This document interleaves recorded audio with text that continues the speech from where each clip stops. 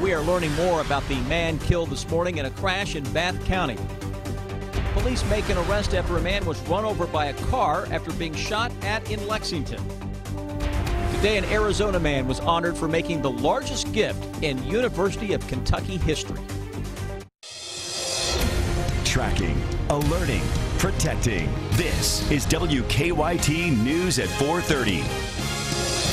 Good afternoon. Sam, Dick, and Amber Philpott reporting. We are learning more today about the victim of a deadly crash in central Kentucky. It happened just before 7 this morning on US 60 in Owingsville near Crossroads Elementary School. State police say Jerry D. Machino was ejected from the car and died at the scene. WKYT's Michelle Chamberlain is in Bath County with the latest on the investigation. It's our top story at 4:30.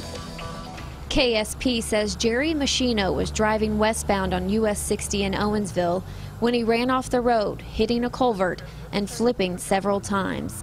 The fatal accident happened in front of this home here on US 60 in Bath County. The owner of the home tells me he heard a large crash right before 7 o'clock this morning, and he was sad to see what he found outside his front door. You know, it was obvious he was gone, so we covered him and waited on the police to show up. Machino was just 22 years old. Randy Miles says he's the father of sons around that same age, and the aftermath of the accident for him was hard to see. It's tough. You know, he seemed like a young kid, so that made it even worse. But, you know, I hate it for him and his family. In Bath County, Michelle Chamberlain, WKYT. State police say Machino was not wearing his seat belt. Lexington police arrested a man accused in a shooting that led to a man being run over. Gene O'Dunsey faces several charges, including wanton endangerment. Back in August, police say he shot at a man outside the Eastland Food Mart on Eastland Parkway. The victim was not shot, but while running away from the scene, police said he was hit by a car and his leg was run over. Well, with less than 2 weeks to Election Day, we're taking a look at some of the big issues facing the three candidates for Kentucky's governor. Coal severance money is dwindling in many eastern Kentucky counties, and leaders there are looking to the next governor for some ideas. Our Miranda Combs joins us now from the newsroom with the story she's working on for tonight at 6. In debates over the past month, all three candidates for Kentucky governor say there is a place for coal in Kentucky's future. However, coal counties are struggling to make ends meet in eastern Kentucky. Last week, we headed to Letcher County. We met with the judge executive at what used to be one of the biggest coal processing plants in the county. Judge Jim Ward says when he was younger, he remembers at least 70 coal mines in the county. Now they are down to about 3. And coal severance money is dwindling as well. Ward says before 2013, the county received about $700,000 a quarter in coal severance money. Last quarter, the county got $205,000. It's come to the point now, there will have to be really just reorganize all of our departments to where we can just survive. Ward says they need to work on diversifying their economy and says the next governor needs to have ideas to help. But in all of the economic uncertainty, there is growth in Letcher County. We'll show you coming up at 6. Miranda Combs, WKYT. Judge Ward says legislation will be introduced to give coal counties 100% of the coal severance tax.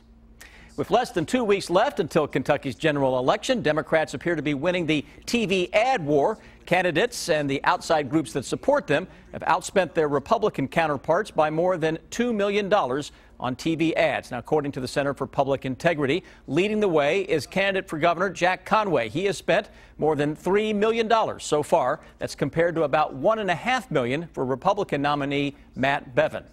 The two major party candidates will take part in another debate. That's this Sunday at the EKU Center for the Arts. You can see that live starting at 6 right here on WKYT.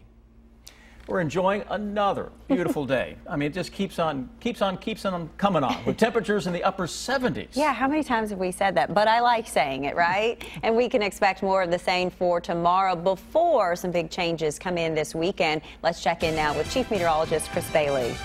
You know, I like saying it as well, but at this point I feel like a broken record. Day after day after day, I've got nothing to talk about. That is going to change in a big way this weekend and next week. Soak up your Friday. Upper 70s into parts of central Kentucky, mid 70s across the south and southeast. Everybody dealing with another mix of sun and clouds across the entire region. Overall, Defender has been quiet for way too long. We will change that up in a hurry as we get toward the weekend, courtesy of a low pressure that is spinning out across parts of the Rocky Mountains. It's snowing into Colorado, getting several inches into parts of the Rockies as of now. Out ahead of that, potential for some stronger thunderstorms. Weather headlines, wet and windy changes coming this weekend. That kicks off a super active weather pattern across much of the eastern part of the country, and that includes right here in the Bluegrass State as our weather pattern turns a little wild. We're going to take a walk on the wild side as we look into the next 7 days when I come back in less than 10 minutes.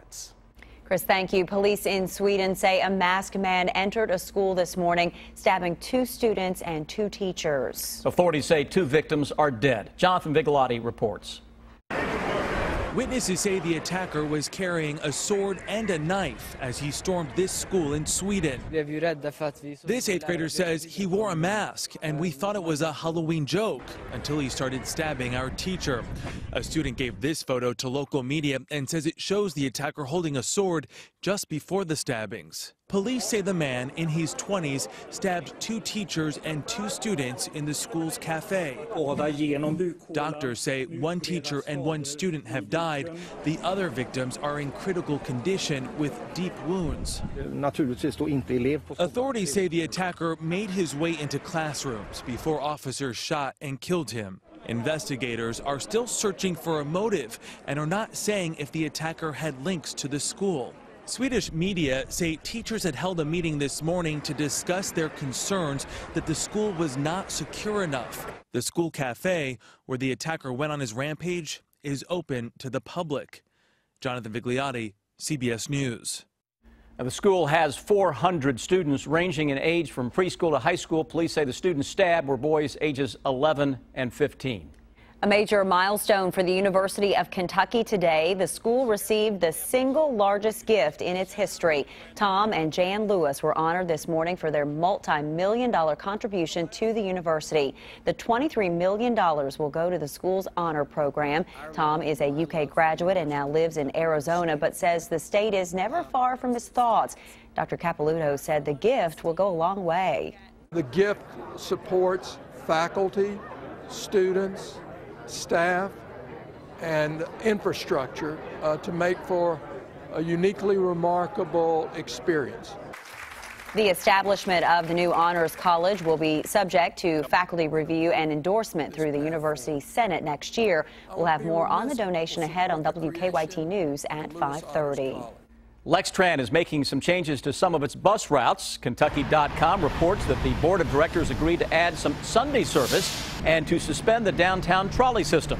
But they decided to hold off on proposed route cuts to the north side of town and to the Masterson Station area. The approved changes will begin in January.